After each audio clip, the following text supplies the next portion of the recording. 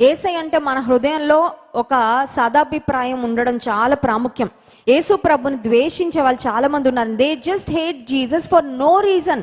కారణం లేకుండా, ఆయన గురించి తెలుసుకోకుండా, ఆయన జీవితాన్ని గురించి సరిగ్గా అధ్యయనం చేయకుండా, ఎవరెవరో చెప్పిన మాటలు విని, లేకపోతే యేసు ప్రభుని నమ్ముకున్నామని చెప్పుకున్న వారి వలన ఒకవేళ మోసగించబడో, లేకపోతే ఏదో నష్టపోయో, అయ్యో యేసు ప్రభుని వీళ్ళు నమ్ముకున్నారండి కానీ వీళ్ళు ఇలా ప్రవర్తించారు మాతో, అందుకని ఇంక యేసు ప్రభు మాకొద్దని యేసయ్యకి దూరం అయ్యే వాళ్ళు చాలా మంది ఉంటారు. ఒక మాట చెప్పనివ్వండి, యేసు ప్రభు వద్దకు ఆయనను చూసి మనం రావాలి. కానీ చాలాసార్లు మనం అనుకుంటాం, యేసు ప్రభు నమ్ముకున్న వాళ్ళందరూ సరిగ్గా ఉన్నారండి, ఒకసారి చూపించండి మాకు, వాళ్ళు కరెక్ట్గా ఉంటే అప్పుడు మేము దేవుడి దగ్గరకు వస్తామండి అంటారు కొంతమంది.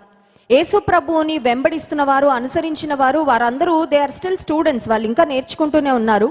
ఎవరు కూడా పరిపూర్ణులు కాదు. ఈ లోకంలో మనం అంటూ ఫాలో అవ్వాల్సింది ఎవరైనా ఉంది అంటే అది యేసయ్యనే. హల్లెలూయా. ఆయనను ఫాలో అయితే ఇంకా నీ జీవితంలో నీకు ఏ సమస్య, ఏ ఇబ్బంది కూడా ఉండదు. నేనైతే నా జీవితంలో యేసయ్యని నా ఎదుట పెట్టుకొని, ఆయనను గురిగా పెట్టుకొని ముందుకు వెళ్తూ ఉంటాను. అందువల్ల ఒకవేళ నా ప్రక్కనున్న సహోదరుడు, నా పక్కనున్న సహోదరి, లేకపోతే నాకంటే వయసులో పెద్దవాళ్ళు, నాకంటే చిన్నవాళ్ళు ఏదన్నా నా ఎడల తప్పిదాలు చేసిన, అయ్యో వాళ్ళు క్రైస్తవులు, వాళ్ళు మందిరానికి వస్తున్నారు కానీ వాళ్ళు ఇలా ప్రవర్తిస్తున్నారు కాబట్టి వాళ్ళను బట్టి నేను మందిరానికి రానండి, వాళ్ళను బట్టి నేను దేవుని దగ్గరకు రానండి అని దేవునికి ఎప్పుడు దూరం అవును. ఎందుకంటే దేవునికి నాకు మధ్యలో ఉన్న సంబంధము it is a personal relationship. దేవునికి మనకి మధ్యలో ఇంకో మూడో వ్యక్తిని ఎవరిని మనం పెట్టడానికి వీలు కూడా లేదు. ఈ వ్యక్తి చాలా మంచి పని చేశాడండి. ఏం పని చేశాడంటే నేరుగా యేసయ్య దగ్గరకు వచ్చాడు, ఒక మంచి ప్రశ్నతో వచ్చాడు. He came to the right person with the right question. కొంతమంది చూడండి తెలివి తక్కువ వాళ్ళు ఉంటారు, మంచి జ్ఞానవంతులు దొరకగానే పిచ్చి పిచ్చి ప్రశ్నలు అడుగుతారు.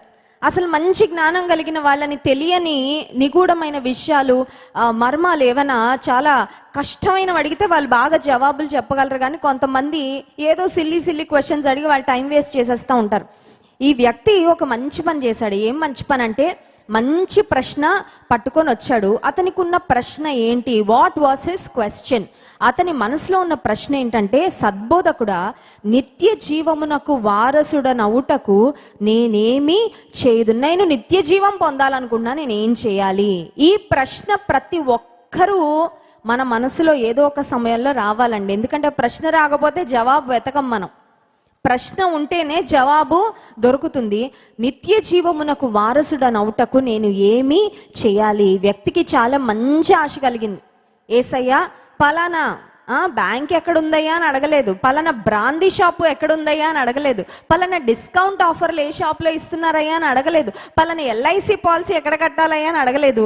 నిత్య జీవానికి వారసులు అవ్వాలంటే నేను ఏమి చేయాలి? ఒక మంచి ప్రశ్న యేసయ్య దగ్గరకు వచ్చి ఆ వ్యక్తి అడుగుతున్నాడు. అతని ఉద్దేశం సరైనదే, తెలుసుకోవాలి అని ఆశ ఉంది. ఒక మాట చెప్పనివ్వండి, దేవుని గురించి నీకు తెలుసుకోవాలని ఆశ ఉంటే నీ ఆశను దేవుడు ఖచ్చితంగా నెరవేరుస్తాడు. హల్లెలూయా. మత్తయి సువార్త 5వ అధ్యాయంలో దేవుని వాక్యంలో ఒక మాట వ్రాయబడింది చూడండి. మత్తయి సువార్త 5వ అధ్యాయము 6వ వచనం, నీతి కొరకు ఆకలి దప్పులు గలవారు ధన్యులు, వారు తృప్తిపరచబడుదురు. హల్లెలూయా. నీతి కొరకు ఆకలి దప్పిక ఎవరికి ఉంటుందో వారు ధన్యులంట. ఈ రోజుల్లో కొంతమంది కొన్ని రకాలైన ఆకలి లేకపోతే దప్పిక ఉంటుంది. కొంతమందికి దప్పిక లిక్కర్ తాగితే తప్ప తీరదండి, ఆ దాహం అన్నమాట. కొంతమందికి భయంకరమైన దృశ్యాలు చూస్తేనే కానీ వాళ్ళ కళ్ళు సాటిస్ఫై అవ్వవు, వారికి ఉన్న దాహం అలాంటిది. కానీ దేవుని వాక్యం చెప్తుంది, నీతి కొరకు ఆకలి దప్పులు నీవు కలిగి ఉంటే నీవు ధన్యుడవు, ధన్యురాలవు. నీ యొక్క ఆకలిని దేవుడు తృప్తిపరుస్తాడు. ఈ వ్యక్తి ఒక ఆకలితో వచ్చాడు, ఒక ఆశతో వచ్చాడు, ఒక ఇంట్రెస్ట్తో వచ్చాడు. మంచి ఇంట్రెస్టే. నిత్య జీవానికి వారసుడనవుటకు నేను ఏమి చేయాలి? అప్పుడు యేసయ్య ఒక ఎదురు ప్రశ్న ఇంకోటి అడుగుతున్నారండి. 18వ వచనంలో, యేసు, నన్ను సత్పురుషుడని ఏల చెప్పుచున్నావు? దేవుడొక్కడే కానీ మరి ఎవడునూ సత్పురుషుడు కాడు. యేసయ్య ఈ వ్యక్తి హృదయంలో ఉన్న ఆంతర్యాన్ని ఎరగాలని మళ్ళీ మళ్ళీ ప్రశ్న అడుగుతున్నాడండి. కొన్నిసార్లు దేవుని దగ్గరకు మనం ప్రశ్నలతో వస్తే దేవుడు కొన్నిసార్లు మన హృదయపు లోతుల్లో ఏముందో దాన్ని బయటకి తీస్తారు. చూడండి, దేవుని సన్నిధికి వచ్చి కూర్చున్న తర్వాత, దేవుని మందిరంలో కూర్చున్న తర్వాత మీ ఎక్స్పీరియన్స్ ఏంటో నాకైతే తెలియదు, కానీ నా జీవితంలో అయితే చాలాసార్లు నా అంతరంగంలోకి నేను చూసుకుంటాను. వాక్యాన్ని వింటూ ఉండగా నా అంతరంగం సరిగ్గా ఉందా లేదా, నా ఉద్దేశాలు సరిగ్గా ఉన్నాయా లేదా అని దేవుని సన్నిధిలోకి వచ్చినప్పుడు we reflect on our inner being. మన లోపల ఉన్న పరిస్థితుల గురించి మనం ఆలోచిస్తాం. యేసు ప్రభు కూడా ఈ వ్యక్తి లోపల ఏముందో పరిశీలిస్తున్నాడు, అడుగుతున్నాడు. నువ్వేదో మామూలు బోధకుడినని నా దగ్గరకు వచ్చి అడుగుతున్నావా, లేకపోతే నేను నిత్య జీవము నీకు ఇవ్వగలనని తెలిసి అడుగుతున్నావా, నేను దేవుణ్ణని గుర్తించి అడుగుతున్నావా, లేక నేను అందరూ మనుషులలో ఒకనిగా నన్ను గుర్తించి నువ్వు అడుగుతున్నావా అన్నట్లు యేసుప్రభు అడుగుతున్నాడు. సద్బోధకుడు అని నన్ను పిలుస్తున్నావు, దేవుడు తప్ప ఇంకెవరు కూడా మంచివారు సత్పురుషులు లేరు కదా అని యేసయ్య చెప్తూ 19వ వచనంలో నరహత్య చేయవద్దు, వ్యభిచరింపవద్దు, దొంగిలవద్దు, అబద్ధ సాక్ష్యం పలుకవద్దు, మోసపుచ్చవద్దు, తల్లిదండ్రులను సన్మానింపుము అను ఆజ్ఞలు నీకు తెలియను కదా అని అతనితో చెప్పాను. ఇక్కడ ఒక పెద్ద లిస్ట్ ఇచ్చారండి యేసయ్య. ఇవన్నీ కూడా పాత నిబంధన గ్రంథంలో మోషేకు దేవాతి దేవుడు సీనాయి కొండ మీద ఇచ్చిన 10 ఆజ్ఞలు. సో 10 ఆజ్ఞలు యేసయ్య మళ్ళీ ఈ వ్యక్తికి రిమైండ్ చేస్తా, ఇది ఫాలో అవుతున్నావా, ఇది ఫాలో అవుతున్నావా అని అన్నీ అడిగారు. అడగగానే ఈ వ్యక్తి దగ్గర ఒక సమాధానం ఉంది. ఆ సమాధానం ఏంటంటే, ఎస్ సార్, ఏం చెప్పారో అవన్నీ నేను ఫాలో అవుతున్నాను. 20వ వచనం, అందుకు అతడు బోధకుడు బాల్యము నుండి ఇవన్నీ అనుసరించుచునే ఉంటినని చెప్పాను. చూడండి, మన దగ్గరకు వచ్చి ఎవరైనా నువ్వు ఇలా చేస్తున్నావా, అలా చేస్తున్నావా, ఇలా ఉంటున్నావా, అలా అంటున్నావా అంటే మనం అంటాం ఇది చేస్తున్నాను, అది చేస్తున్నాను, ఇది చేస్తున్నానని. మన దగ్గర కూడా ఒక లిస్ట్ ఉంటుందండి. So many times we try to justify our self. నేను మందిరానికి వెళ్తున్నానండి ప్రతి ఆదివారం, నమ్మకంగా దేవుని సన్నిధిలో నా దశమ భాగము ఇస్తున్నానండి, ప్రతిరోజు దేవుని సన్నిధిలో వ్యక్తిగతంగా ప్రార్థన చేసుకుంటున్నానండి, కష్టంలో ఉంటే ఇతరులకు ఏదో ఒకటి చేతనైనంత సహాయము చేస్తున్నానండి, పలానా విషయాల్లో నేను బాగానే ఉంటున్నాను, నేను యథార్థంగానే ఉంటున్నాను, నేను నీతిగానే ఉంటున్నానని చాలాసార్లు మనం చెప్తూ ఉంటాం. ఈ వ్యక్తి కూడా యేసు ప్రభు 10 ఆజ్ఞలు నువ్వు పాటిస్తున్నావా అని అడిగితే అన్నీ పాటిస్తున్నాను అని చెప్పగానే యేసయ్య చెప్పిన మాట 21వ వచనంలో, యేసు అతని చూచి అతని ప్రేమించి నీకు ఒకటి కొదువుగా ఉన్నది, నీవు వెళ్ళి నీకు కలిగినవన్నీ అమ్మి బీదలకిమ్ము, పరలోకమందు నీకు ధనము కలుగును, నీవు వచ్చి నన్ను వెంబడించుమని చెప్పెను. యేసయ్యకు ఈ వ్యక్తి యొక్క బ్యాక్గ్రౌండ్ తెలుసు, ఈ వ్యక్తి యొక్క పాస్ట్ తెలుసు, ఈ వ్యక్తి యొక్క హృదయం తెలుసు, ఇతని ప్రేమ ఎక్కడ ఉందో తెలుసు, ఇతని ఆశ దేని కొరకు ఉందో తెలుసు. అందుకే యేసయ్య చాలా సూటిగా ఒక మాట చెప్తున్నారు, అదేంటంటే నీ ఆస్తిని అమ్మి నువ్వు బీదలకు ఇమ్ము. అంటే ఇప్పుడు దేవుడు మనందరినీ కూడా మన ఆస్తిని అమ్మేసి ఆయనను వచ్చి వెంబడించాలని, లేకపోతే బీదలకు పనిచేసి మనకేమీ లేకుండా బ్రతకాలని దేవుడు కోరుకుంటున్నాడంటే కాదండి. అక్కడ ఆ వ్యక్తి యొక్క ప్రేమ, ఆ వ్యక్తి యొక్క హృదయము, ఆ వ్యక్తి యొక్క ఆశ అంతా తనకి ఉన్న ధనము మీద మాత్రమే ఉంది. అది మనుషులెవరికి తెలియకపోవచ్చు, కానీ దేవునికి తెలుసు. ఎందుకంటే దేవునికి మన అంతరంగము తెలుసు కనుక. దేవాది దేవుడు ప్రతి మనిషి నుండి ఏం కోరుకుంటున్నాడు, వాట్ ఈస్ గాడ్ డిజైరింగ్? మన బంగారు ఉంగరాలు కోరుకుంటున్నాడా, లేకపోతే మన డైమండ్ నెక్లెస్లు కోరుకుంటున్నాడా, లేకపోతే నీ ఆస్తిపాస్తులు కోరుకుంటున్నాడా? ఏం కోరుకుంటున్నాడంటే మొట్టమొదటిగా నీ అన్డివైడెడ్ అటెన్షన్. జీవితంలో ఫస్ట్ ప్లేస్ దేనికంటే దేవునికి అనే స్థానంలో మనం ఉండాలి అని దేవుడు కోరుకున్నాడు. అది ఈ వ్యక్తి అది ఇవ్వట్లేదండి. దేవునికి ప్రథమ స్థానం ఈ వ్యక్తి ఇవ్వట్లేదు, తన ఆస్తికి ప్రథమ స్థానము ఇస్తున్నాడు. కానీ అంటున్నాడు, నేను వ్యభిచరించడం లేదు, నేను ఎవరి దగ్గర దొంగిలించడం లేదు, నేను ఎవరిది ఏం ఆశించడం లేదు, అబద్ధ సాక్ష్యం పలకట్లేదు, మోసపుచ్చడం లేదు, తల్లిదండ్రులు సన్మానిస్తున్నాను, అన్నీ ఫాలో అవుతున్నాను కదా యేసయ్య అంటే. యేసయ్య అన్నారు, నీకు కలిగిన దానిని ఆస్తిని అమ్మి బీదలకిమ్ము. ఇప్పుడు ఈ వ్యక్తి ప్రశ్నతో వచ్చాడు, ప్రశ్నకి సమాధానం వచ్చింది.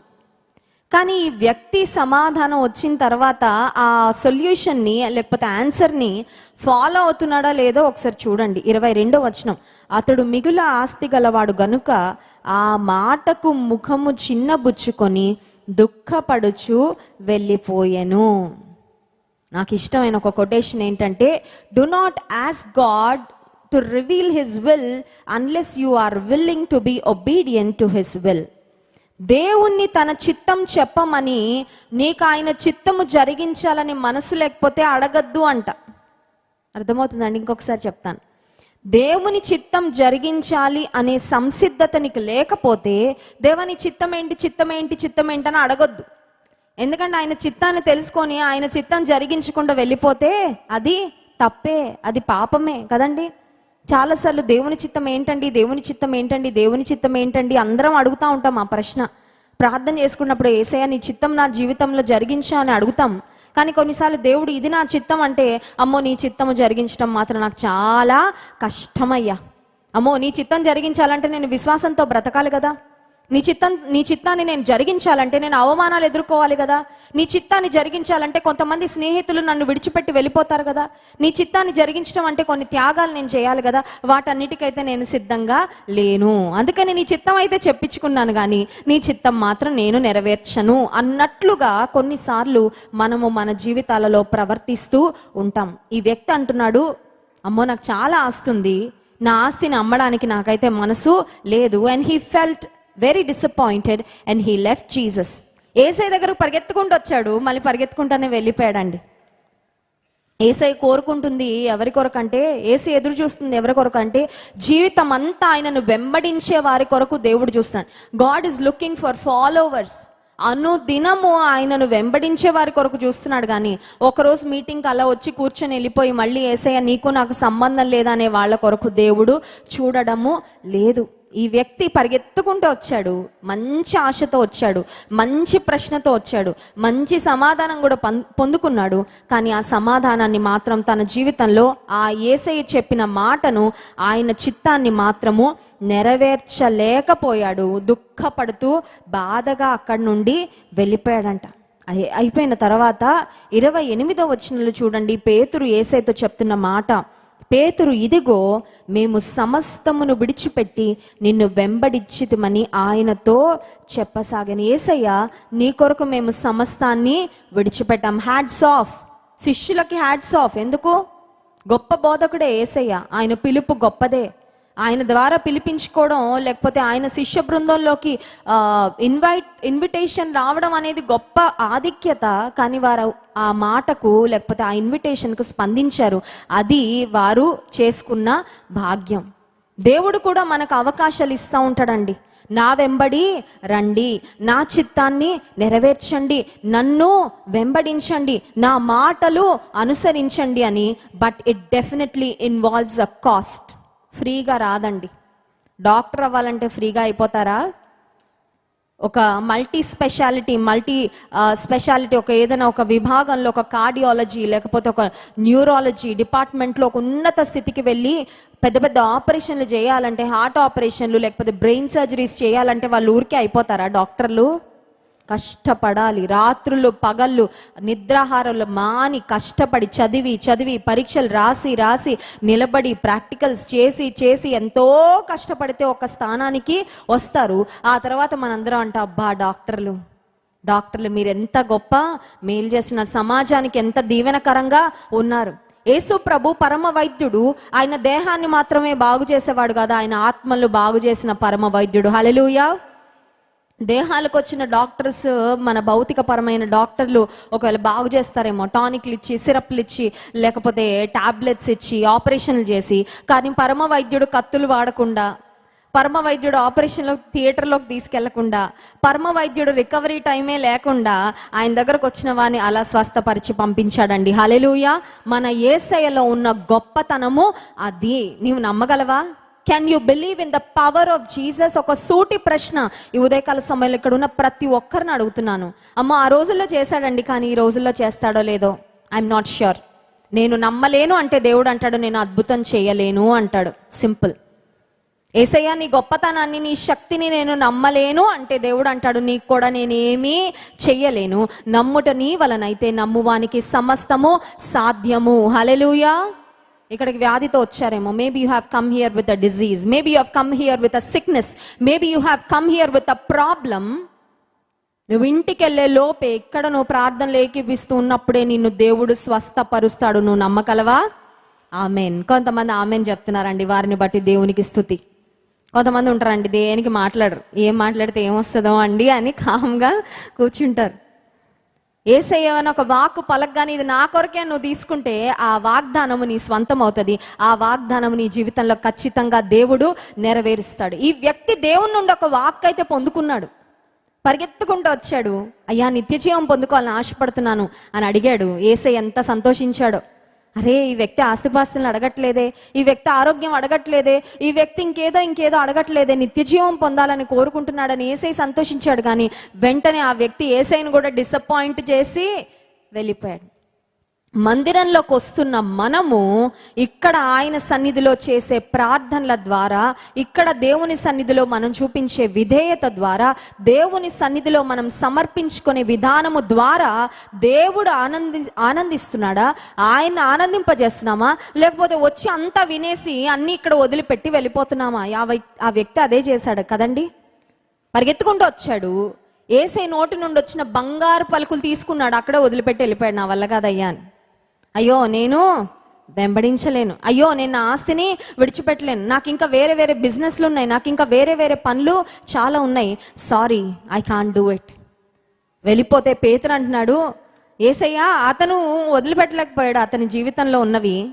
హీ వాజ్ టూ ఎంటాంగిల్డ్, వేరే పరిస్థితులు అన్నిటితో అతను చుట్టుముట్టబడి ఉన్నాడు. కానీ మేమైతే నీ కొరకు అన్నీ విడిచిపెట్టాం కదా.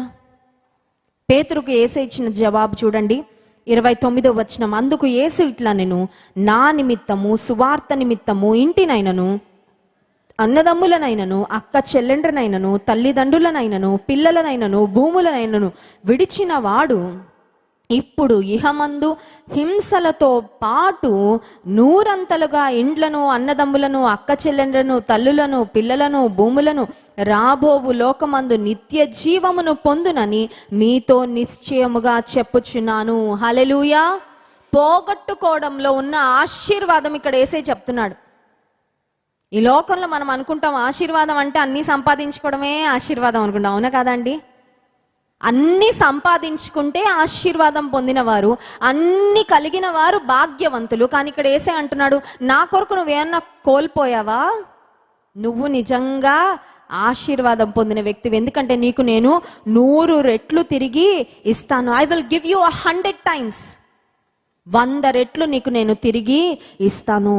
మీలో చాలా మంది, మన మందిరానికి వచ్చి చాలా మంది చెప్పే సాక్ష్యం ఒకటే, యేసు ప్రభునందు విశ్వాసం ఉంచిన తరువాత మా బంధువులు వదిలిపెట్టేశారండి, ఫంక్షన్స్కి పిలవడం మానేశారండి, మా ముఖం కూడా చూడడం ఇష్టం లేదని చెప్పేశారండి, మమ్మల్ని అసహించుకుంటున్నారండి. ఎందుకంటే మందిరానికి వెళ్తారా, యేసు ప్రభుని నమ్ముకుంటారా, బైబిల్ పట్టుకొని తిరుగుతారా అని చాలా తక్కువగా చూస్తున్నారండి అని మీలో కొంతమంది ఒంటరి వారు అయిపోయినట్టు ఫీల్ అవుతున్నారు. కానీ యేసయ్య చెప్తున్న మాట ఏంటో తెలుసా?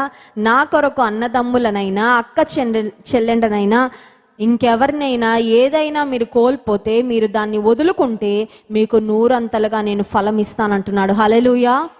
What exactly is Jesus talking about? Yesu Prabhu దేని గురించి మాట్లాడుతున్నారంటే, is talking about gaining through losing. కొన్ని యేసే కొరకు వదులుకుంటే ఆయన నీకు ఇచ్చే ఆశీర్వాదం ఎంత గొప్పదో చెప్తున్నాడండి. హల్లెలూయా. ఒకటి కొంటే ఒకటి ఫ్రీ అంటారు, ఇక్కడ యేసే అంటున్నాడు ఒకటి వదిలితే 100 ఫ్రీ అంటున్నాడు. హల్లెలూయా. అర్థమవుతుందండి? అర్థమయ్యే విధానాలు చెప్తున్నాను. ఒకటి కొంటే ఒకటి ఫ్రీ అంటే ఇంకా షాప్ ఖాళీ ఉండదు. 9ంటికి ఆ షాపు యజమానుడు అందరినీ బయటకు దోసి తాళం వేయాలి, అలా ఉంటుంది రష్. ఎందుకంటే అమ్మో ఒకటి ఫ్రీగా వచ్చేస్తుందా అని. యేసయ్య ఏం చెప్తున్నాడు తెలుసా? విశ్వాసంతో నా కొరకు ఏదైనా వదిలిపెట్టు నువ్వు, నేను నీకు 100 ప్రతిఫలము ఇస్తాను. హల్లెలూయా. ఈ లోకంలోనే కాదు, పరలోకంలో కూడా నేను నీకు ఇస్తాను. ఇట్స్ లైక్ డబల్ ధమాకా. భూమి మీద ఇస్తాను, పరమునందు కూడా ఖచ్చితంగా ఇస్తాను. నా జీవితంలో ఖచ్చితంగా నేను ఈ సాక్ష్యం చెప్పగలను. అమెరికా దేశానికి ఉద్యోగం నిమిత్తం వెళ్ళిన తర్వాత దైవజనులు జాన్ వెస్లీ గారు అమెరికా దేశానికి వస్తే, భారతదేశానికి వచ్చి నాతో పాటు నువ్వు సేవ చేయడానికి సిద్ధమా అని అడిగారు దైవజనులు. అప్పటికే దేవుడు నా మనసును సిద్ధపరిచాడు. కష్టపడి పని చేస్తూ ఉన్నాను, ఉద్యోగం చేస్తూ ఉన్నాను. అమెరికా వెళ్ళిన ఎవరినైనా చూడండి, అక్కడ జీవితానికి అలవాటు పడితే, అక్కడున్న సుఖ సౌఖ్యాలకు అలవాటు పడితే ఇంకెప్పుడు ఇండియా తిరిగి రారు. చదువుకోవడానికి వెళ్ళిన వాళ్ళు అక్కడే సెటిల్ అయిపోతారు, ఉద్యోగానికి వెళ్ళిన వాళ్ళు అక్కడే సెటిల్ అయిపోతారు. మ్యాక్సిమం గ్రీన్ కార్డు తెచ్చుకోవాలని కోరుకుంటారండి. గ్రీన్ కార్డు తెచ్చుకొని ఒక సిటిజన్, అమెరికన్ సిటిజన్ అనిపించుకుంటే ఎన్ని ప్రివిలేజెస్, ఎన్ని ఆధిక్యతలో, చేతి నిండా డబ్బు ఉంటుంది, అన్నిటికీ ఇన్సూరెన్స్ పాలసీలు ఉంటాయి, ఏ కష్టం ఏ ఇబ్బంది ఉండదు, చాలా సౌఖ్యవంతమైన జీవితం. అలాంటి సందర్భంలో దైవజనుల యొక్క సంబంధం రాకముందు ఒక మ్యారేజ్ ప్రపోజల్ నాకు వచ్చిందండి. ఆ మ్యారేజ్ ప్రపోజల్లో మరొక స్టేట్లో మా దూర బంధువులు, మా అంకుల్ వాళ్ళు ఉన్నారు, వాళ్ళు ఫోన్ చేసి చెప్పారు, అమెరికా దేశంలోనే పలానా రాష్ట్రంలో ఒక కుటుంబం, చాలా సుసంపన్నమైన కుటుంబం, వాళ్ళకి అమెరికాలో చాలా ఇళ్ళు ఉన్నాయి, భారతదేశంలో అపార్ట్మెంట్లు చాలా ఉన్నాయి, చాలా ఆస్తి పరులు, ఆస్తి కోట్లలోనే ఉంటుంది. వాళ్ళకి ఎంత బంగారం ఉందో చెప్పలేము. మొట్టమొదటి కోడలు అమెరికన్ కోడలు, ఆమె అసలు బంగారం పెట్టుకోదు. అత్తగారి బంగారం అంతా రెండో కోడలికి ఇవ్వాలని రెడీగా ఉన్నారు. నువ్వు ఓకే అంటే నీ ఫోటో పంపించామమ్మా, నీ గురించి చెప్పాం, వాళ్ళు చాలా ఇష్టపడుతున్నారు, నువ్వు ఓకే అంటే నువ్వు ఇండియా కూడా వెళ్ళక్కర్లా, మీ అమ్మా నాన్న అమెరికా తెప్పించేసి నీ పెళ్ళి ఇక్కడే చేసేస్తామని చెప్పారు. నేను అన్నాను, ఇది నేను తీసుకునే నిర్ణయం కాదు అంకుల్, మా డాడీతో మా మమ్మీతో మాట్లాడండి అంటే మా నాన్నగారికి ఫోన్ చేశారండి. చేసిన తర్వాత మా నాన్నగారు అన్ని విన్నారు. విన్న తర్వాత మా డాడీ నాకు ఫోన్ చేశారు. మా తల్లిదండ్రులు ఇద్దరు దేవుని సేవలో, మా నాన్నగారు తన జాబ్కి రిజైన్ చేసి వాలంటరీ రిటైర్మెంట్ ఇచ్చి దేవుని యొక్క పిలుపుకు లోబడి సంపూర్ణ సేవలో ఉన్నారు మా నాన్నగారు. మా డాడీ ఎప్పుడైనా సరే వాళ్ళ అభిప్రాయాలే మా మీద రుద్దరు, మా ఇష్టాన్ని మా యొక్క నడిపింపును కూడా మా డాడీ మరి కన్సిడర్ చేస్తారు. మా నాన్నగారు నాకు ఫోన్ చేసి అడిగారు, అమ్మ పలానా సంబంధం వచ్చింది, నువ్వు ప్రార్థన చేసుకో, నీ అభిప్రాయం ఏంటో చెప్పు అని చెప్పారు డాడీ. నేను అన్నాను, ఓకే డాడీ, నేను ప్రార్థన చేసుకొని చెప్తాను. ప్రార్థన చేసుకున్న తర్వాత మా నాన్నగారికి ఫోన్ చేసి ఒకటే మాట చెప్పానండి, కోట్ల ఆస్తులున్న సంబంధం నాకు వద్దు డాడీ, కోట్ల ఆత్మలు సంపాదించే సంబంధం నాకు కావాలని చెప్పాను. హల్లెలూయా. ఇదే ఎగ్జాక్ట్లీ ది సేమ్ వర్డ్. మా నాన్నగారిని పిలిచి మీరు అడగండి, చెప్తారు. కోట్ల ఆస్తి ఉన్న వాళ్ళు అక్కర్లేదు, కోట్ల ఆత్మలు సంపాదించే వాళ్ళు కావాలి. అంటే మీరు అనుకుంటున్నారేమో అప్పటికి జాన్ వెస్లీ గారి సంబంధం ఆల్రెడీ వచ్చింది అందుకని దాని గురించి అలా మాట్లాడానని. కాదండి, అప్పటికి దైవజనులు మా ఊరికి రాలేదు, అప్పటికి అసలు నేను దైవజనుల దృష్టిలో కూడా నేను వెళ్ళలేదు. కానీ దేవుడు నడిపింపు ఇవ్వలేదు. నా హృదయం ఎప్పుడు ధనం కొరకు కాదు, నా హృదయం ఎప్పుడు బంగారం కొరకు ఆస్తిపాస్తుల కొరకు కాదు. అందుకే మా డాడీకి చెప్పాను, daddy I don't need it, నాకు ఇష్టం లేదు, నాకు నడిపింపు రావట్లేదు. మా నాన్నగారు అన్నారు, సరేనమ్మా ప్రార్థన చేద్దాం, దేవుని చిత్తం కొరకు ఎదురు చూద్దాం. ఆ తర్వాత మీకు తెలుసు మిగతాదంతా చరిత్రే. మా వివాహం అయిన తర్వాత నాకు రాజమండ్రి ఎలా ఉంటుందో తెలియదండి. రాజమండ్రిలో అంతకుముందు నేను ఎప్పుడు అడుగు పెట్టలేదు. 10వ తరగతిలో ఇక్కడే ఉన్నారు మా అత్త, వాళ్ళ ఇంటికి ఒకసారి వచ్చాం. రాజమండ్రి, ఆ బ్యారేజ్, ఆ కడియం అవన్నీ చూసేసి వెళ్ళిపోయాం 2 రోజులుండి, అంతే తప్ప రాజమండ్రి ఏంటో తెలియదు. ఇక్కడ సేవ ఎలా ఉంటుంది, సంఘం ఎలా ఉంటుంది, పరిస్థితులు ఎలా ఉంటాయి, మా అత్త మామలు ఎలా ఉంటారు, నన్ను ఎలా చూసుకుంటారు, నాకు ఏముండవు ఏమీ తెలీదు. ఆత్మీయ తల్లిగారు ఒక మంచి ప్రశ్న అడిగారు. పెళ్లి చూపులకు వచ్చినప్పుడు ఏం అడిగారు తెలుసా? ఒకరోజు రసం అన్నమే ఉంటుంది, మరి నీకు ఇష్టమైన అమ్మ సేవ అంటే అని అడిగారు. నేను చెప్పాను, రసం అన్నం అయినా పర్వాలేదు, దేవుడు ఏ ఆహారం ఇచ్చినా ఆహారం ఇవ్వకపోయినా పర్వాలేదు, ఆయన సేవ ఎప్పటి నుండో దేవుని సేవ పిలుపు నాకు ఉంది. చదువుకుంటూ చదువుల్లో కాలేజ్లో ఫస్ట్, స్కూల్లో ఫస్ట్, ఆ తర్వాత ఫస్ట్ కంపెనీకి క్యాంపస్ సెలక్షన్లో దేవుడు సెలక్షన్ ఇచ్చారు. ఎక్కడ కూడా ఒక రిమార్క్ వచ్చేటట్టు బ్రతకలేదు. దేవుడు తన కృపను అనుగ్రహిస్తూనే వచ్చాడు. దేవుని సేవ కొరకు నన్ను ఎప్పుడో ప్రతిష్ఠించుకున్నాడు, ప్రత్యేకపరుచుకున్నాడు. ఆయన సేవ చేయడానికి నేను సిద్ధమని చెప్పానండి. హల్లెలూయా. ఎందుకు ఈ మాటలు చెప్తున్నానంటే, యేసయ్య సేవ కొరకు నా ఉద్యోగాన్ని, నా జీవనోపాధి నేను వదిలిపెట్టి వచ్చాను. ఈ మందిరం కట్టే వరకు ఒక్క చీర కూడా కొనుక్కోలేదండి నేను. ఈ మందిరం కట్టబడే వరకు నా బర్త్డేకి, మా పెళ్లి రోజుకి కూడా కొనుక్కోలే ఒక చీర కూడా. ఎందుకో తెలుసా? ఆ 1000 రూపాయలు, ఆ 2000 దేవుని మందిరానికి ఉపయోగపడతాయి, నేను ఎందుకు కొనుక్కోవాలి? ఎవరో ఒకరు పంపించేవాళ్ళు. దైవజనులు మీటింగ్కి వెళ్తే పాస్టర్ అమ్మగారికి చీర ఇవ్వండి, మా అమ్మగారు పంపించేవారు, మా అత్తగారు కొనిచ్చేవారు. లేకపోతే సంఘ బిడ్డలు ఎవరు, మేము గృహప్రవేశం చేసుకుంటున్నామండి, ఇదిగోండి దైవజనులకి బట్టలు పెట్టాలనుకుంటున్నామని దేవుడు ఎవరో ఒకరి ద్వారా పంపిస్తూ వచ్చేవాడు. వాటినే బర్త్డేకి, క్రిస్మస్కి, న్యూ ఇయర్కి కట్టుకుంటూనే ఉండేదండి. ఎందుకు ఈ మాటలు చెప్తున్నాను తెలుసా? నేను ఖచ్చితంగా గుండె మీద చేసుకొని చెప్పగలను, దేవుని కొరకు నేను వదులుకున్నాను. ఏదో దేవుడు ఆశీర్వాదం ఇస్తాడని కాదు, కానీ ఆయన సేవ చేయడం ఎంత గొప్ప భాగ్యమో తెలుసు కాబట్టి. హల్లెలూయా. దేవుడు ఒకవేళ మీ దగ్గరకు వచ్చి అడిగితే, నా కొరకు ఏదైనా వదులుకున్నావా? Have you sacrificed anything for me? నా కొరకు ఏదైనా వదులుకున్నావా అని అడిగితే చెప్పడానికి మన దగ్గర ఏమైనా ఉందా? పేతురు అంటున్నాడు, యేసయ్య నీ కొరకు సర్వాన్ని మేము వదులుకొని వచ్చాం. ఎస్,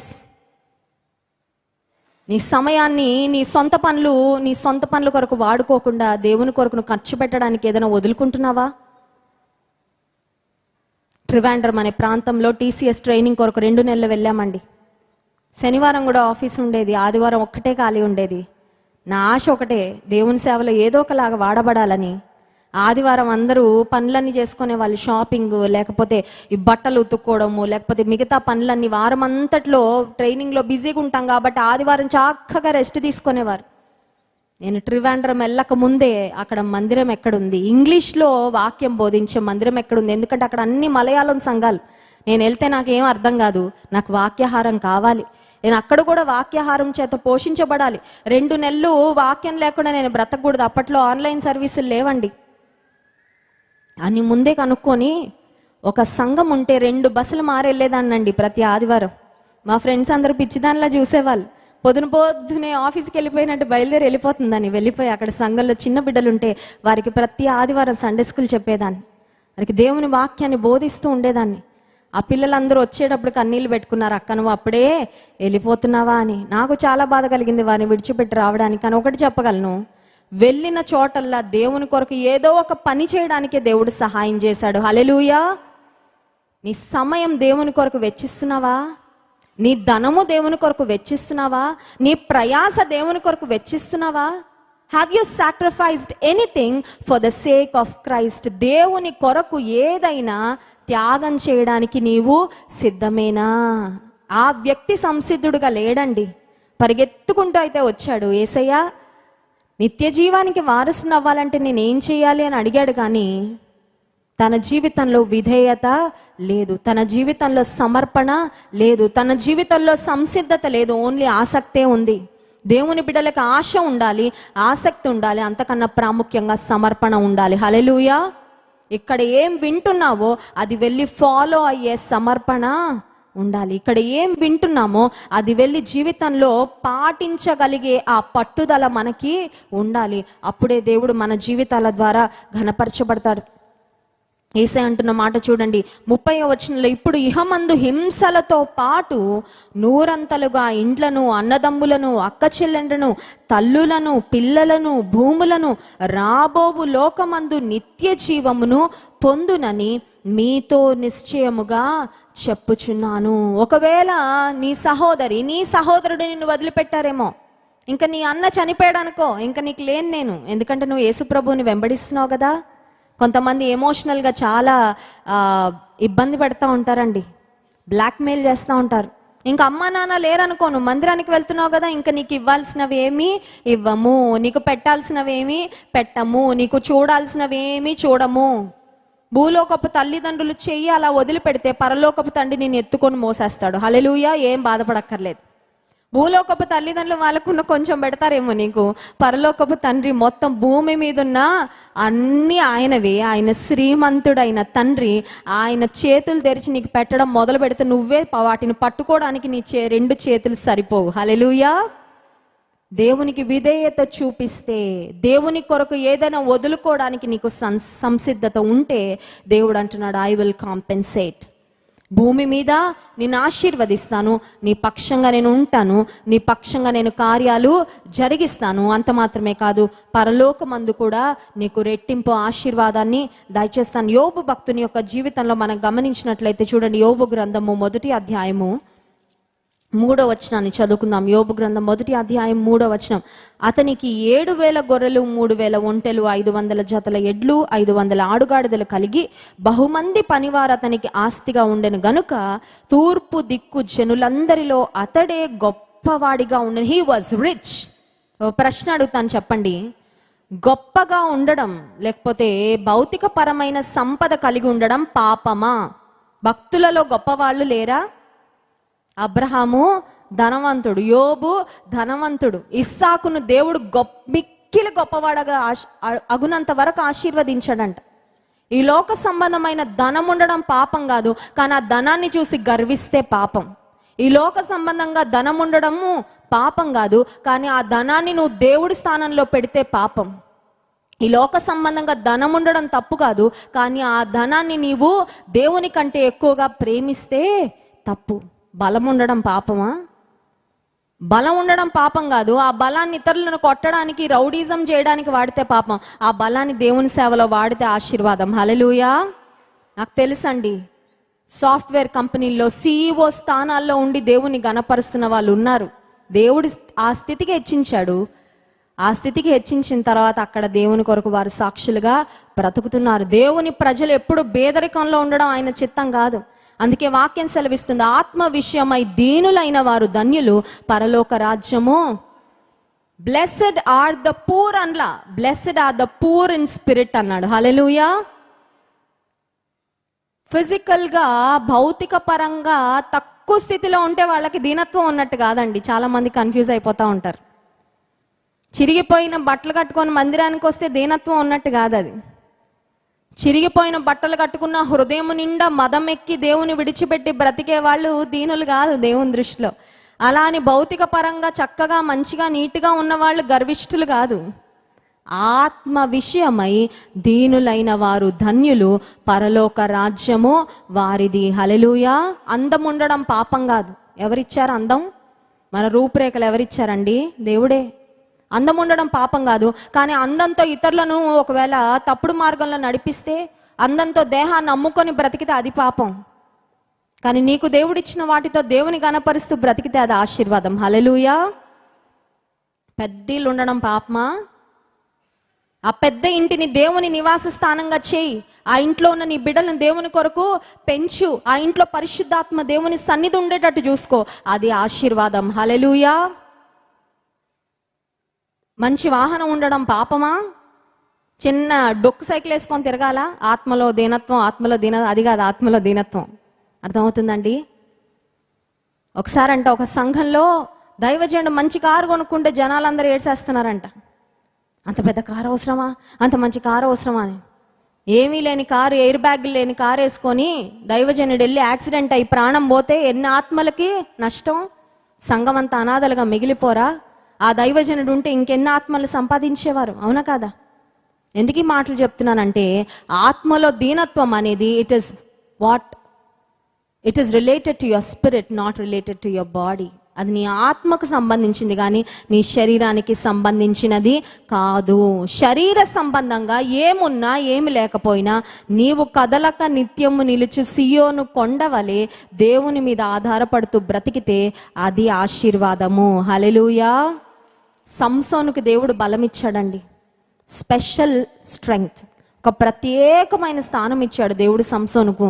కానీ ఆ బలాన్ని దేవుని కొరకు వాడడం ప్రక్కన పెట్టి తప్పుడు మార్గాల్లో వెళ్ళిపోవడం ప్రారంభించాడు సంసోను. దేవునికి దూరం అయిపోయాడు. దేవుని ఆత్మ అతన్ని ఎడబాసనని సంసోను తెలుసుకోలేకపోయాడు. ఒకరోజు శత్రువుల చేతిలో కీలుబొమ్మగా సంసోను మిగిలిపోయాడు. దేవుడిచ్చిన బలమే, కానీ దేవుని కొరకు వాడలేక, దేవుని గణపరచలేక నష్టపోయాడు సంసోను తన జీవితంలో. ఈ వ్యక్తికి దేవుడే ఇచ్చాడు ధనం, అవునా కాదా?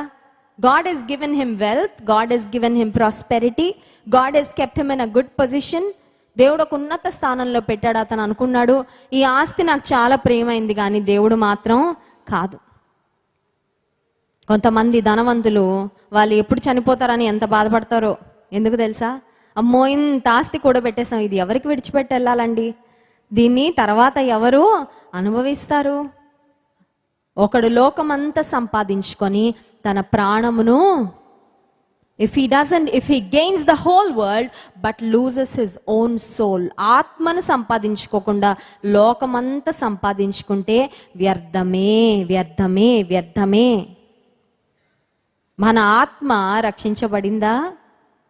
మన ఆత్మ రక్షించబడడానికి ఒకవేళ లోక సంబంధమైన కొన్ని బంధకాల్లో నుండి నీవు బయటకు రావాల్సి వచ్చినా నీవు ఆ బంధకాల్లోనే ఉండిపోవడానికి ఇష్టపడుతున్నావా? మనుషులకు ఇష్టం లేనిది ఏంటంటే మార్పు అండి. People don't like change. చూడండి, పాతింటి నుండి కొత్త ఇంటికి వెళ్ళాలని ఉంటుంది చాలా మందికి, ఎందుకంటే ఇరుకైపోతూ ఉంటుంది ఇల్లు. సామాన్లు ఒకదాని మీద ఒకటి కూర్చేసి ఊపిరి ఆడనంత ఇరుగ్గా ఉంటుంది, కానీ మార్పు అంటే ఇష్టం ఉండదు. వెళ్ళాలని ఉంది కానండి, అలవాటు పడిపోయాం కదండి, ఇంకా ఇదే ఇంట్లో ఏదోలాగా సాగిపోదాంలేండి. లేదంటే కొత్త ప్రాంతం వెళ్ళాలని ఉందండి, కానీ ఇక్కడే అలవాటు పడిపోయాం కదండి, ఇంక ఇక్కడ నుండి మారడానికి ఇష్టమో లేదు. Sometimes we are just so comfortable with where we are.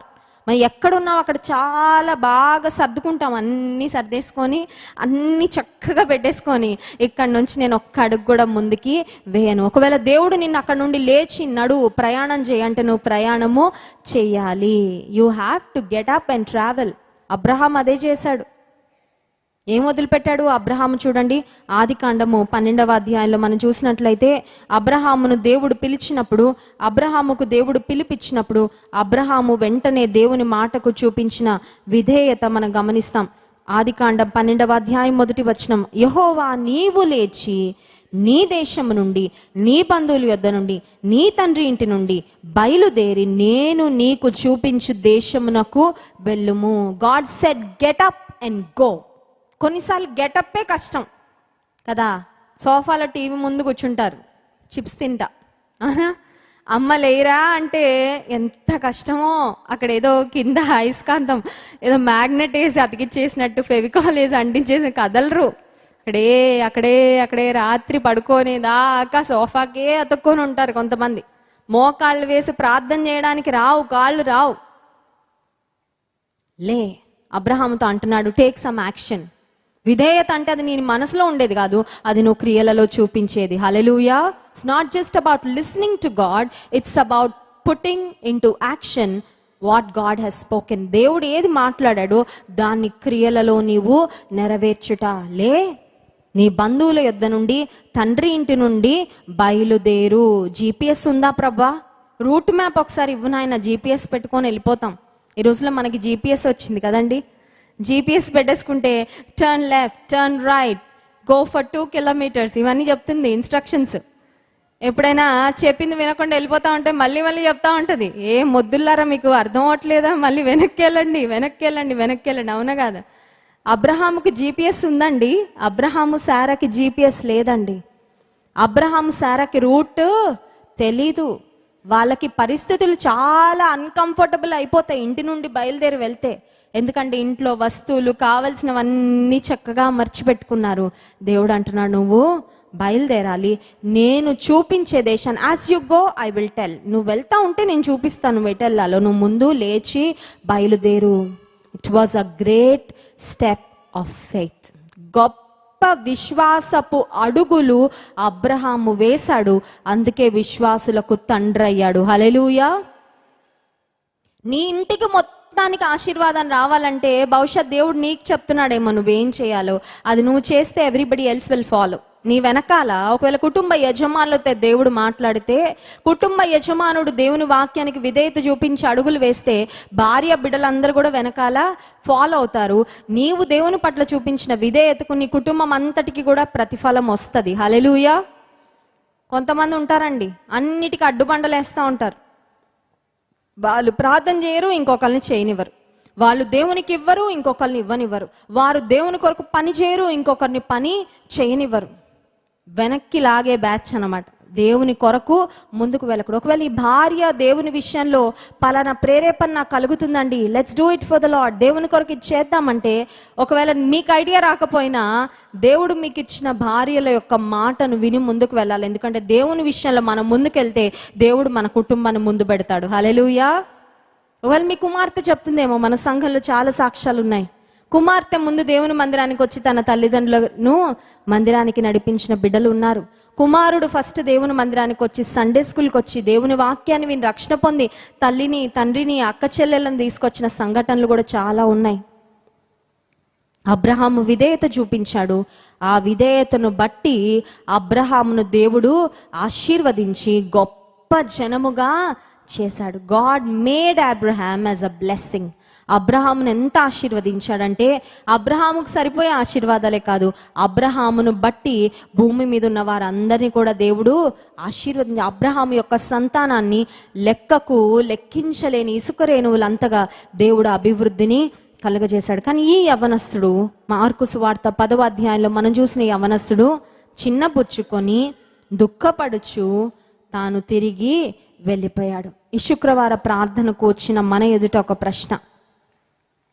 Abraham వలె దేవుని మాటకు విధేయత చూపించి ఆయన మాటను అనుసరిస్తూ కష్టమైన, నష్టమైన, అవమానాలైన, నిందలైన, శ్రమలైన, కొన్నిసార్లు దెబ్బలైనా, కొంతమంది స్త్రీలు ఉన్నారండి, దేవుని మందిరానికి వస్తున్నందుకు వాళ్ళ మందిరం నుంచి వెళ్ళాక దెబ్బలు తింటున్న వాళ్ళు కూడా ఉన్నారు. దేవుని సన్నిధిలో చాలా ఇబ్బంది అయినప్పటికీ రిస్క్ తీసుకొని వస్తున్న వాళ్ళు ఉన్నారు. ఒక సహోదరి మాకు సాక్ష్యం చెప్పింది. ఆమె భర్త చెప్పాడంట, నువ్వు ఇంకొకసారి మందిరానికి వెళ్ళినట్లు కనబడితే నీకు విడాకులు ఇస్తానని. అయినా ఆమె దేవుని మందిరానికి రావడం మానలేదు. హల్లెలూయా. దేవుడే ఆమె కుటుంబాన్ని నిలబెట్టాడు. ఎందుకు ఈ మాట చెప్తున్నానంటే, కొన్నిసార్లు దేవుని కొరకు ఒక్క అడుగు ముందుకు వేయాలంటే 10 కారణాలు వెతుక్కుంటాం మనం ఎక్కడున్నాం అక్కడ ఆగిపోవడానికి. అపవాది వెనక్కి లాగాలని చూస్తుంటే, దేవుని వాక్యము ద్వారా ఏమో దేవుడు మళ్ళీ ముందుకు నడిపించాలని చూస్తుంటే, sometimes we are in a state of dilemma. మధ్యలో నిలబడిపోతాం. చూద్దాంలేండి, తర్వాత చూద్దాం, తర్వాత చేద్దాం, తర్వాత ప్రార్థన చేద్దాం, తర్వాత నిర్ణయాలు తీసుకుందాం, తర్వాత అడుగులు వేద్దాం, తర్వాత అనుకుంటే అపవాది నీకు వాతేసేసాడంట. పెద్ద పాస్టర్ గారు చెప్తా ఉంటారు కదా, సాతాను విశ్వాసులకు ఒక వాతేసాడంట. ఏం వాత? తరువాత అని వాతేసాడంట. కొంతమంది టుమారో అని రాసి పెట్టుకుంటారండి. ప్రేయర్ అనగానే టుమారో కదండి, చర్చ్ అంటే tomorrow, give to the lord tomorrow. ఇది మానేయాలి, ఈ చెడు అలవాటు మానేయాలి. అపవాది అంటాడు రేపు మానే, ఈరోజు మంచి రోజు కాదు రేపు మానే, రేపు అంటాడు మళ్ళీ రేపు మానే అంటాడు కదండి. ఈ చెడు స్నేహం మానేయి అని దేవుడు చెప్తుంటే అపవాది అంటాడు తర్వాత. ఈ చెడు దృశ్యాలు చూడడం మానేయి దేవుడు అంటాడు, అపవాది అంటాడు తర్వాత. ఈ చెడు మాటలు మాట్లాడడం మానేయి, నీ నోటిని నీతికి సాధనంగా వాడంటే అపవాది అంటాడు లే తర్వాత. అలవాటు పడిపోయావు కదా, ఈ మాటలు మాట్లాడడానికి చాలా అలవాటు పడిపోయావు. కీప్ టాకింగ్ పర్వాలేదు, తర్వాత చూసుకుందాంలే, వచ్చే సంవత్సరం చూసుకుందాంలే, 40 సంవత్సరాలు వచ్చాక చూసుకుందాం, 60 సంవత్సరాలు వచ్చాక చూసుకుందాం, రిటైర్మెంట్ అయ్యాక చూసుకుందాం, మనవరాళ్ళు పుట్టాక చూసుకుందాం. అప్పటి వరకు నువ్వు ఉంటావో లేదో ఎవరికి తెలుసమ్మా. అబ్రహాము దేవుని మాటకు విధేయత చూపించి హీ స్టార్టెడ్ హిస్ జర్నీ. విశ్వాస ప్రయాణం ప్రారంభించిన తర్వాత ఒక్కొక్క అడుగు అబ్రహాము ముందుకి వెళ్ళాడు. సమస్యలు రాలేదా? వచ్చాయి. సవాళ్ళు రాలేదా? వచ్చాయి. నిందలు రాలేదా? వచ్చాయి. ఇబ్బందికరమైన పరిస్థితులు రాలేదా? వచ్చాయి. కానీ విశ్వాసం గెలిచింది. హల్లెలూయా. నీలో నిజమైన విశ్వాసం ఉంటే నువ్వు ముందుకే వెళ్తావు. You will not stop anywhere. Ball నంట కిందకేసి కొడితే, ఎక్కువ ప్రెషర్ తీసి కొడితే ఇంకా పైకి వెళ్తుందంట. హల్లెలూయా. అపవాది కొన్నిసార్లు చాలా గట్టిగా కొడతాడండి కిందకి. నేను అవమానపరచాలని, నేను ఇబ్బంది పెట్టాలని అపవాది వెనక్కి లాగాలని చూసి డిసప్పాయింట్మెంట్. నిన్నటి దినము గోవా ప్రాంతంలో మేము ఉన్నాం. చాలా అద్భుతమైన మీటింగ్ జరిగించడానికి దేవుడు సహాయం చేశారు.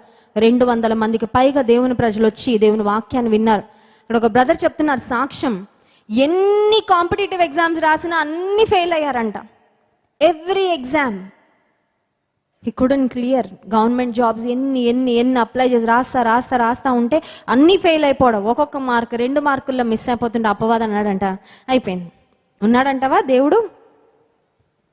ఆ సమయంలో బ్రదరు దేవుని వైపు చూసి అడిగాడంట, ప్రభువా నువ్వు ఉన్నావని నాకు తెలుసు, నువ్వు నా పక్షంగా ఉన్నావు అనడానికి నువ్వు అతి త్వరలో కార్యం చేయి ప్లీజ్. ఇంకా నాకు శక్తి లేదు, ఇంకా నాకు ఓపిక లేదు, ఇంకా ఓటమి తట్టుకునే పరిస్థితి నాకు లేదు ప్రభు అని అడిగితే, ద ఇమీడియట్ నెక్స్ట్ రోజే ఆయనకు ఒక ఈమెయిల్ వచ్చిందంట, నువ్వు పలానా జాబ్కి సెలెక్ట్ అయ్యావని. హల్లెలూయా.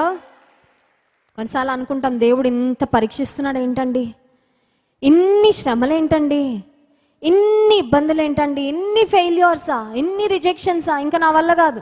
అదే చెప్పు యేసయ్యకి. ఆ మాట నువ్వు ఏదనుకుంటున్నావు అది ఆయనకు చెప్పే. తెగేదాకా ఆయన దారాన్ని లాగడండి. హల్లెలూయా. నీకు ఓర్పు నేర్పిస్తున్నాడేమో, నీకు విశ్వాసాన్ని నేర్పిస్తున్నాడేమో, నువ్వు ఎంతగా ఆయన మీద ఆధారపడతావు చూస్తున్నాడేమో. అదొక పరీక్ష ఏమో, కానీ దారం తెగే వరకు మాత్రం ఆయన నిన్ను నశించిపోయేలా, కృషించిపోయేలా మాత్రం నిన్ను ఖచ్చితంగా ఆయన విడిచిపెట్టడు. ఒకవేళ నీకు అవమానం వస్తే, ఆయన బిడ్డవు కాబట్టి ఆయనకు కూడా అవమానమే కదా. ఈ ఉదయకాల సమయంలో ఏ పరిస్థితులు ఇక్కడికి వచ్చామో, నీ మాట చొప్పున నేను జరిగిస్తా ప్రభా, నీ మాటకు నేను విధేయత చూపిస్తా. అబ్రహాము వంటి విధేయత. నీ మాటను బట్టి లేచి ప్రయాణం చేసుకుంటూ ముందుకు వెళ్ళాడు. ఒకవేళ ఏదైనా వదులుకోవాల్సి వచ్చినా నేను ఐఎమ్ రెడీ, నాకేది ఎక్కువ కాదు అని నువ్వు యేసయ్యకు చెప్పు. ఆయన నిన్ను అన్ని విషయాలలో నడిపిస్తాడు, అన్ని విషయాలు నడిపిస్తాడు. ఒకవేళ యవనస్తుని వాళ్ళు ఇప్పటి వరకు ఉన్నావేమో, అన్ని వింటూనే, అన్ని గ్రహిస్తూనే, అన్ని తెలుసుకుంటూనే, ఏమి చేయకుండా మౌనంగా వచ్చి మౌనంగా వెళ్ళిపోతుంటే మనల్ని బట్టి దేవునికి సంతోషము ఉండదు. ఆయన మాటకు విధేయత చూపించే వారి కొరకు దేవుడు చూస్తున్నాడు. ఆయన చిత్తానికి అప్పగించుకుందాం. కళ్ళు మూసుకోండి, ప్రార్థన చేసుకుందాం. ఈ మధ్యాహ్న కాల సమయంలో దేవుడు తన వాక్యం ద్వారా మనతో మాట్లాడారు. దేవుని యందు విశ్వాసం, అచంచలమైన విశ్వాసము. నిన్ను పిలిచిన దేవుడు నమ్మదగినవాడు. నిన్ను రక్షించిన దేవుడు నీ చెయ్యి విడువడు. సహోదరి, ఒకవేళ ఈ ప్రస్తుత పరిస్థితుల్లో నీ బంధువులు నిన్ను విడిచిపెట్టారేమో, నీ స్నేహితులు నిన్ను విడిచిపెట్టారేమో, లోకస్తులందరికీ మేలు జరుగుతుంది కన్నా జీవితం ఏంటండి ఇలా ఉంది అన్నట్లుగా నీ పరిస్థితి ఉందేమో. నీ పరిస్థితి ఏంటో అంతా యేసుకి చెప్పుకో. ఈ శుక్రవార ప్రార్థనకు మనం ఎందుకు వచ్చామో తెలుసా? హృదయం తెరిచి యేసుకి చెప్పడానికి. నీ పరిస్థితి అంతా ఆయనకు చెప్పుకో, నీ విషయాలన్నీ ఆయనకు చెప్పుకో. హృదయం తెరిచి అందరం మోకరిద్దాం. మోకరించి నోరు తెరిచి దేవునికి వినబడేటట్లుగా, ప్రక్కన వారికి డిస్టర్బెన్స్ లేకుండా మన యొక్క మనవులు, మన యొక్క హృదయ పరిస్థితి, నీ స్ట్రగుల్, నీ సమస్య ఏదో ఆయనకి చెప్పుకో. ప్రభా నన్ను ఒక్కసారి చూడయ్యా, ప్రభా నన్ను ఒక్కసారి దృష్టించయ్యా. ఏ పరిస్థితి వచ్చినా సాగిపోయే వ్యక్తిగా నన్ను ఉంచు ప్రభా. నువ్వు విశ్వాసంలో వెనుకకు జారిపోవడానికి వీల్లేదు, నువ్వు ఆగిపోవడానికి వీల్లేదు. తమ్ముడు సాతాన్ని ఆపేయాలని చూస్తున్నాడు. No, don't give a chance. అపవాదికి చోటు ఇవ్వద్దు. ఏం చేశాడు దేవుడు అంటున్నాడేమో అపవాది నీ దగ్గరకు వచ్చి, ఏం జరిగింది నీకు మేలు చూడు, వాళ్ళు ఎలా బాగుపడుతున్నారు, వీళ్ళు ఎలా బాగుపడుతున్నారు, నీకెందుకు నీ కష్టాలని అపవాది ఒకవేళ నీ కష్టాలు నీకు చూపించి నిన్ను నీరుగారు చేస్తున్నాడేమో. లేదు, నీవు నేను సేవిస్తున్న దేవుడు సర్వశక్తిమంతుడు, సర్వాధికారి అయిన వాడు. ఆయన నీ పట్ల కార్యము నెరవేర్చేవాడు. ఈ సమస్య చెప్పుకో యేసయ్యకు. Lord, I give you my problem. Lord, I give you my pain. Lord, I give you my struggle. Lord, I give you my failure. ఇప్పటి వరకు పరీక్షల్లో ఓడిపోయానయ్యా. ఇదిగో ప్రభు, నా ఓటమి నీ దగ్గర తీసుకొస్తున్నా. ఈ ఓటమిని విజయంగా మార్చయ్యా. ఇప్పటి వరకు ఈ సమస్యలలో నేను చిక్కుకున్నా ప్రభా, ఈ సమస్యల నుండి నాకు విడుదల ఇవ్వయ్యా. అయ్యా ఇదిగో ఈ ప్రశ్నలు నా మనసులో ఉన్నాయి, నా ప్రశ్నలకు జవాబు ఇవ్వు ప్రభా. అయ్యా ఇదిగో ఈ వ్యాధితో గడిచిన కొన్ని నెలలుగా సతమతమవుతున్నా, గడిచిన కొన్ని సంవత్సరాలుగా నేను పీడించబడుతున్నా, నాకు విడుదల ప్రభా. అవును, నీ వ్యాధి 12 ఏళ్ళు అయి ఉండొచ్చు, 37 ఏళ్ళు అయి ఉండొచ్చు. నీ వయసు ఎంతో అంత వయసు నుండి, పుట్టిన దగ్గర నుండి ఒకవేళ ఏదైనా వ్యాధితో నీవు బాధపడుతూ ఉండొచ్చు. దేవుడు అంటున్నాడు, నిన్ను నేను స్వస్థపరుస్తాను. Yes, he is the healer, he is the supreme healer. నీవు నమ్మగలవా, విశ్వాసం ఉంచగలవా దేవునిపై? ప్రభా నన్ను ముట్టయ్యా. రోగిష్టిగా నేను ఉండొద్దు ప్రవ్వా, బలహీనరాలుగా నేను ఉండొద్దయ్యా, బలహీనుడిగా నేను ఉండొద్దు ప్రవ్వా. ఎక్కడ బలహీనత ఉందో ఆ భాగాన్ని అడగండి ప్రవ్వా. నన్ను ముట్టు ప్రవ్వా, నన్ను స్వస్థపరచయ్యా, నన్ను లేవనెత్తయ్యా.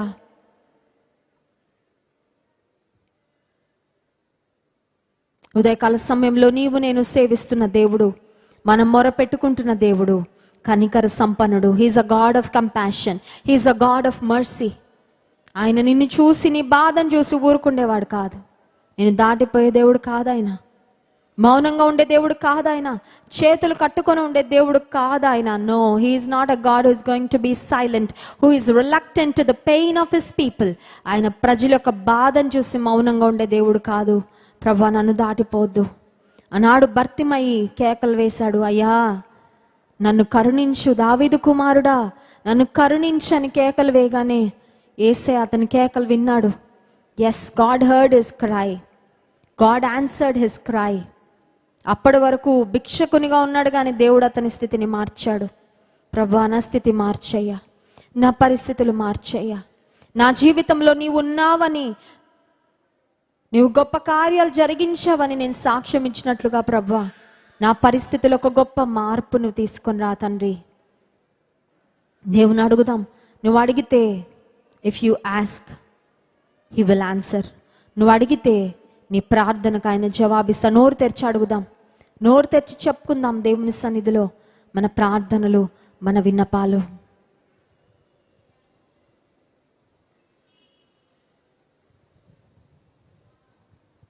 ఎవరు మౌనంగా ఉండొద్దండి. మీ సమస్యలు ఏంటో ప్రభుకి చెప్పండి, మీ ఇబ్బందులు ఏంటో దేవునికి చెప్పండి, మీరు వెళ్తున్న పరిస్థితులు ఆయనకి చెప్పండి. ఆయనకు తెలియదని కాదు, కానీ ఒక తండ్రి వద్దకు ఒక బిడ్డ వచ్చి ఎలా చెప్పుకుంటుందో అలా చెప్పు నీ పరిస్థితి.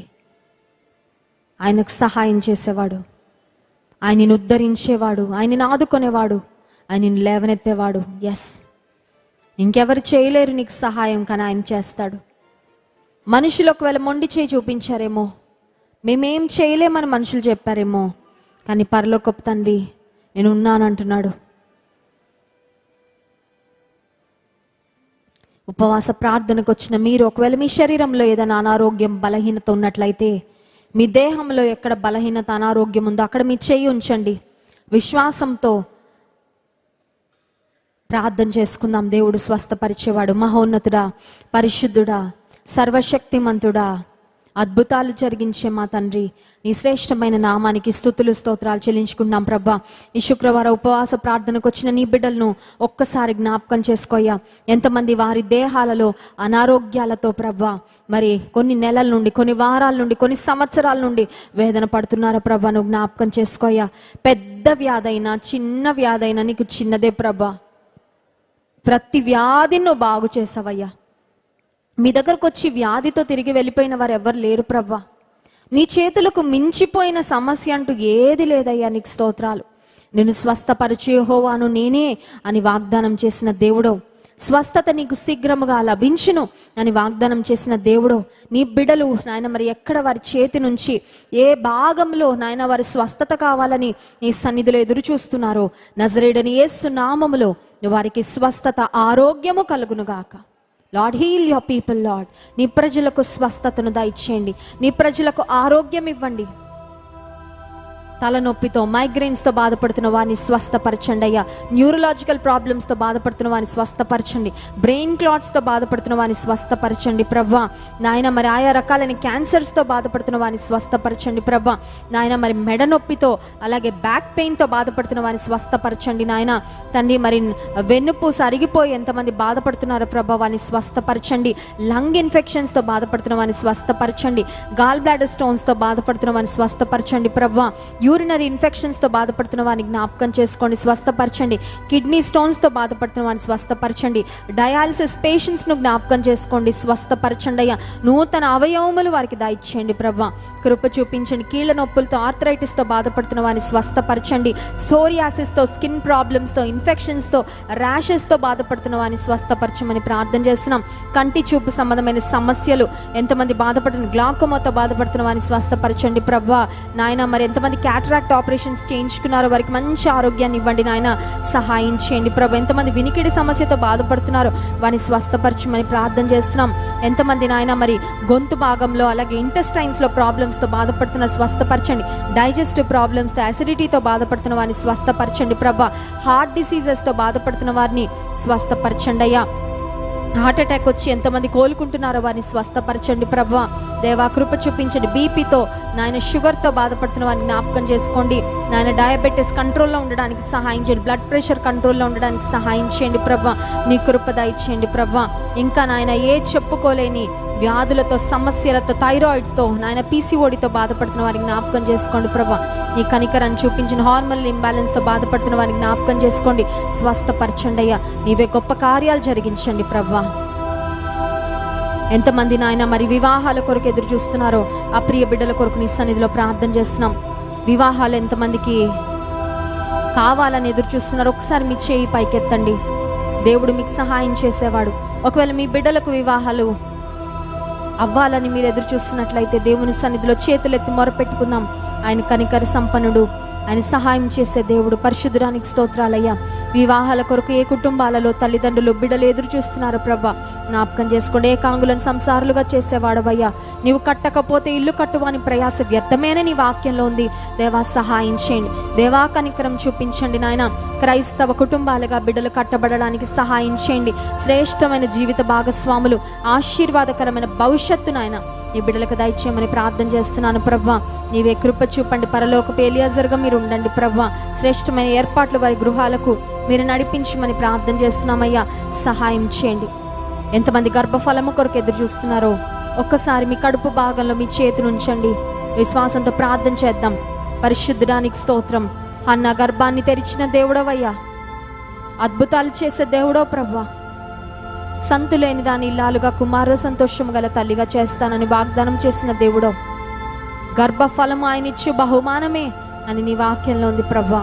జ్ఞాపకం చేసుకుని ఆయన గర్భఫలం కొరకు ఎంతమంది ఎదురు చూస్తున్నారు. ప్రియ బిడ్డలను కనికరించిన ఆయన, బ్లెస్ దే రూమ్స్ లార్డ్.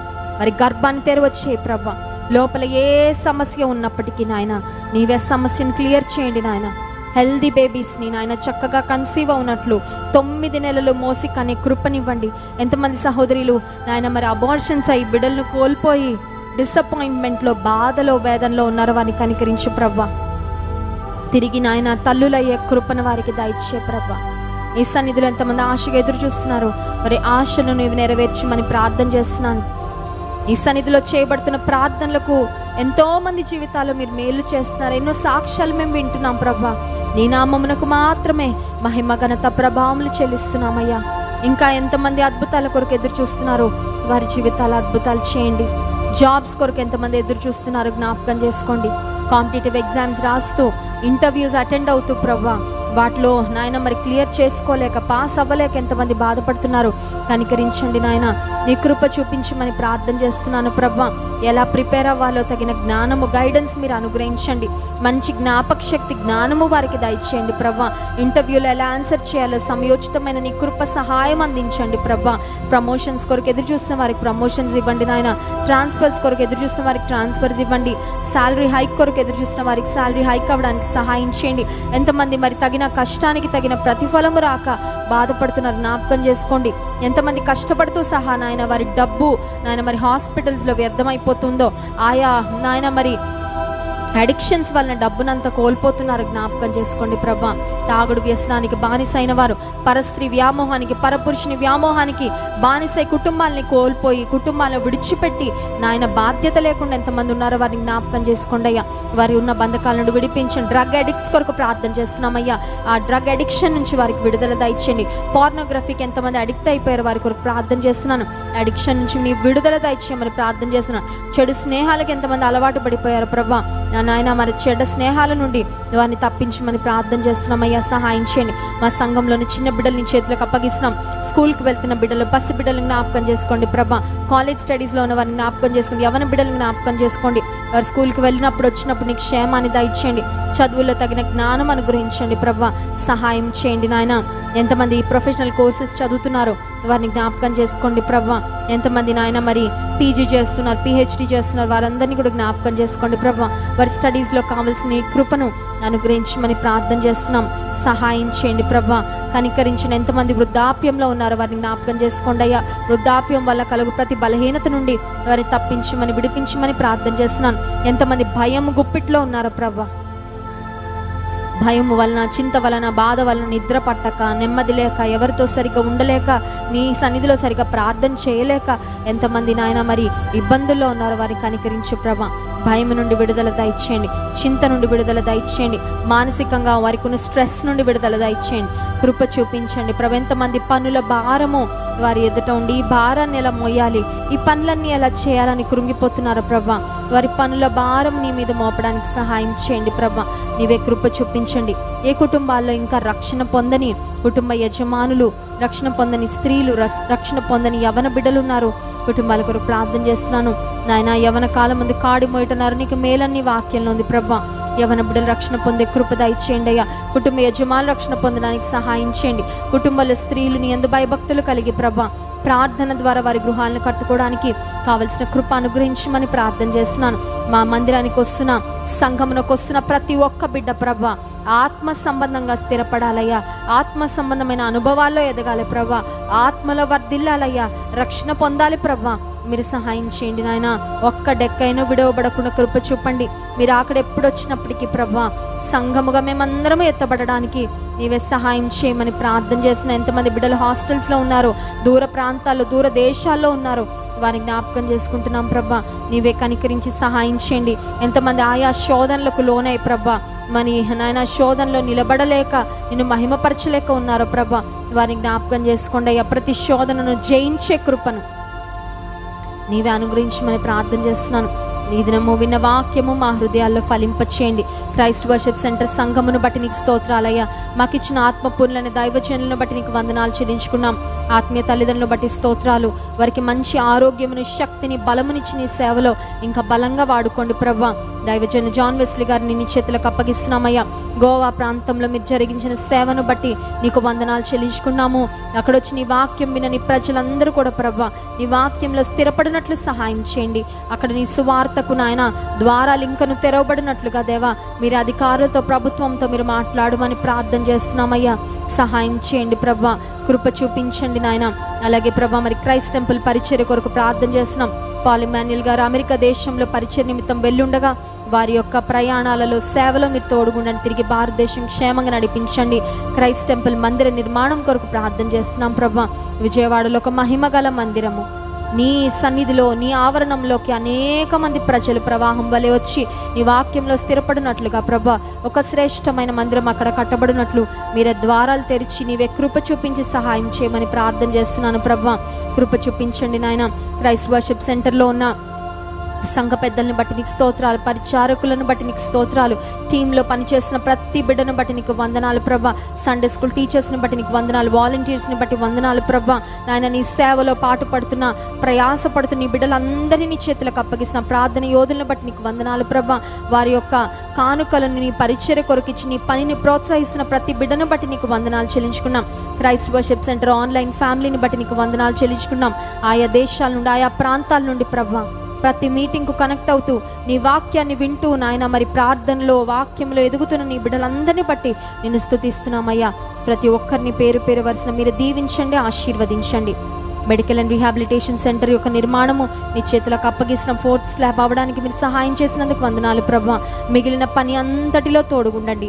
ధన సహాయం, జన సహాయం మీరు అందించండి ప్రభా. ఆ మెడికల్ సెంటర్ అతి త్వరలో కట్టబడి అనేక వేల ప్రజలు నాయన అక్కడికి వచ్చి ప్రభా వారి ఆరోగ్య సమస్యలకు పరిష్కారాలు పొందుకొని చక్కని నాయన మరి ఆరోగ్యాలతో తిరిగి వెళ్ళడానికి నీ కృప దయచేయమని ప్రార్థన చేస్తున్నాం. నీ సన్నిధిలో మాకు ఇచ్చిన మంచి సమయాన్ని బట్టి వందనాలు. నీ బిడ్డలు ఏ సమస్యలు నీ సన్నిధిలో చెప్పుకున్నారు, ఏ కష్టాలు నీ సన్నిధిలో చెప్పుకున్నారో ప్రభా ప్రతి సమస్యకు జవాబు, ప్రతి ప్రార్థనకు జవాబు నీవే నీ సన్నిధానము నుండి, నీ సింహాసనం నుండి మాకు అనుగ్రహించి మహిమ, ఘనత, ప్రభావములు పొందమని యేసుక్రీస్తు ప్రభువారి అతి శ్రేష్టమైన ఘనమైన నామములో ప్రార్థించి స్తుతించి దీని మనసు అడిగి వేడుకుంటున్నాం తండ్రి. ఆమేన్.